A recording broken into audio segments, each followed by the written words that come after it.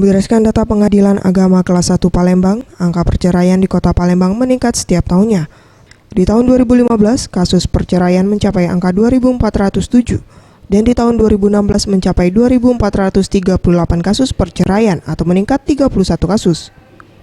Dari angka tersebut terdapat beberapa faktor yang menimbulkan perceraian, seperti perselingkuhan mencapai 594 kasus, pertengkaran sebanyak 553 kasus, faktor ekonomi sebanyak 351 kasus, dan faktor KDRT sebanyak 88 kasus.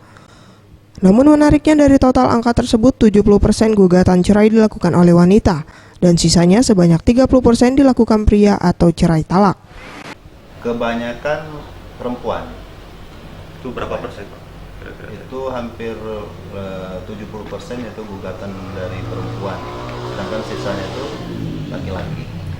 Kalau perempuan yang melakukan gugatan itu namanya cerai gugat, tapi kalau laki-laki yang menggugat namanya cerai talak.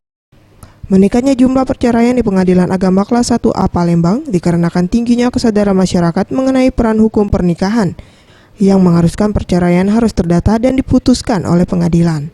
Anugerah Sandi Pratama, Sriwijaya TV.